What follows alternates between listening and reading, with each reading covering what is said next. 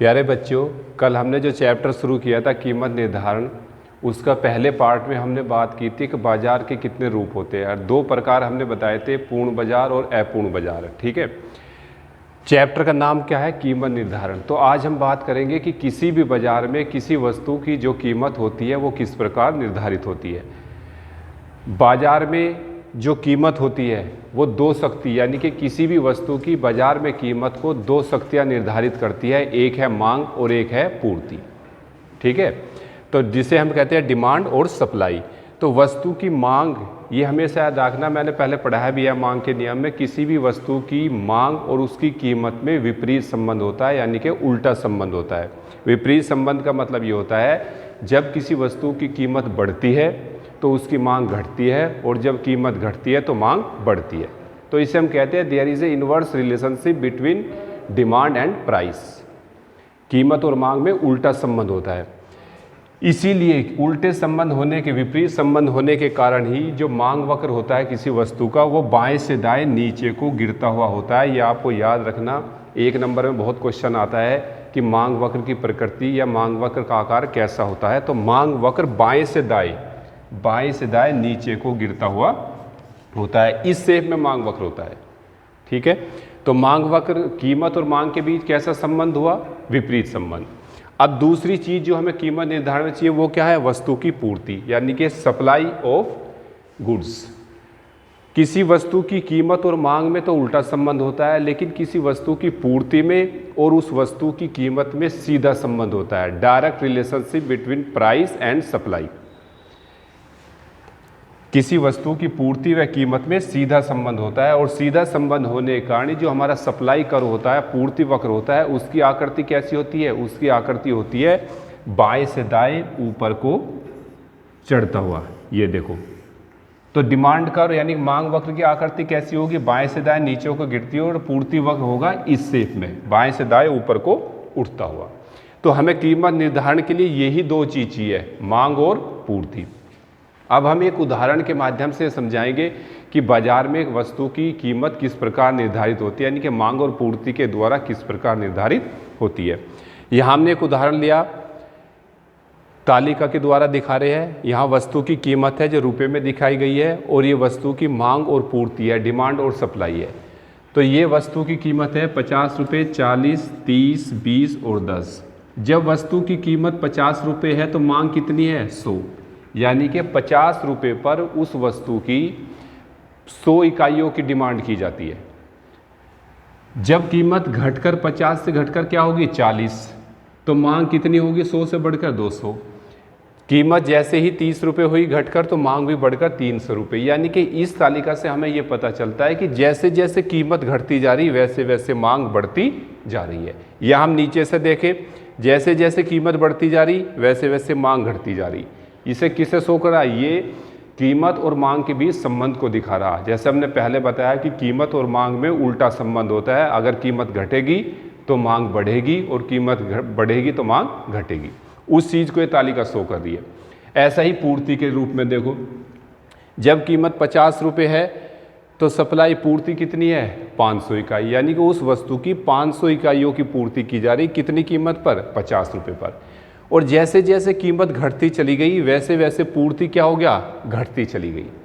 मांग तो कीमत घटने पर बढ़ रही थी, लेकिन पूर्ति कीमत के घटने पर क्या हो रही है? घट रही है। यानी कि कैसा संबंध हो गया? सीधा संबंध। कीमत बढ़ी, पूर्ति भी बढ़ी, कीमत घटी तो पूर्ति भी घटी। ठीक है, तो कीमत और पूर्ति में कैसा संबंध हुआ? सीधा संबंध। और कीमत और मांग में कैसा संबंध हुआ? विपरीत संबंध। अब इसी चीज को हम एक रेखा चित्र के माध्यम से दिखाएंगे कि कीमत और मांग को रेखा चित्र के द्वारा किस प्रकार कीमत का निर्धारण होता है।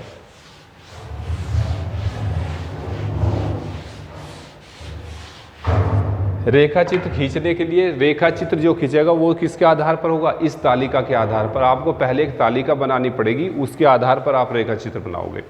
रेखा चित्र के लिए हम ग्राफ पेपर 2 रेखाएं लेते हैं, एक y अक्ष और एक x। इसे हम बोलते हैं वर्टिकल, जो हमारी लाइन होती है इसे हम बोलते हैं y अक्ष, और इससे हॉरिजॉन्टल जो होती है उसे बोलते हैं x अक्ष। 2 चीज़, हमें 3 चीज़ दिखानी है, कीमत, मांग और पूर्ति। तो वाई अक्ष पर क्या दिखाएंगे? वस्तु की कीमत। एक्स अक्ष पर क्या दिखाएंगे? वस्तु की मांग और पूर्ति। अब इसके लिए एक पैमाना बनाएंगे। कीमत हमारी 10 से 20 है, तो इस रेखा को हम बराबर भागों में बांट लेंगे। 10, 20, 30, 40, 50। और मांग और पूर्ति कितनी है हमारी? 100 से 500। तो इसके भी 0 से x यानी कि OX रेखा को भी हम बराबर पैमाने में बांट लेंगे। यहाँ 100, 200, 300, 400 और 500। अब हमें तालिका के आधार पर ये देखना है, जब कीमत हमारी कितनी है? 50 रुपये। पहले हम मांग वक्र डिमांड कर्व को दिखाते हैं। कीमत 50 रुपये है तो मांग कितनी है? 100। तो हमें क्या देखना? कीमत 50 कहाँ है? ये 100 कहाँ है? तो हम 50 के सामने और 100 के ऊपर यहाँ एक बिंदु लगाएंगे। जब कीमत 40 है तो मांग कितनी है? 200। तो 40 के सामने यहाँ 200 के ऊपर फिर एक बिंदु लगाएंगे। 30 है तो मांग कितनी है? 300। 20 है तो 400। 10 है तो 500। ठीक है। अब इन बिंदुओं को मिलाते हुए हम ये रेखा खींच देंगे और इसका नाम दे देंगे DD वक्र। ये हमारा क्या हो गया? मांग वक्र। ठीक है। इसी तरह जैसे हमने मांग वक्र को बनाया, इसी प्रकार हम पूर्ति वक्र को बनाएंगे। जब कीमत 50 रुपये है तो पूर्ति कितनी है? 500। ठीक है। 500 ये है, कीमत कितनी है? 50। तो क्या करेंगे? 50 के सामने और 500 के ऊपर यहाँ एक बिंदु लगाएंगे। 40 है तो 400। 30 है तो 300। 20 है 200 और फिर 100। इन बिंदुओं को मिलाते हुए ये रेखा खींच दी हमने और इसको नाम दे दिया SS वक्र। ये हमारा हो गया पूर्ति वक्र।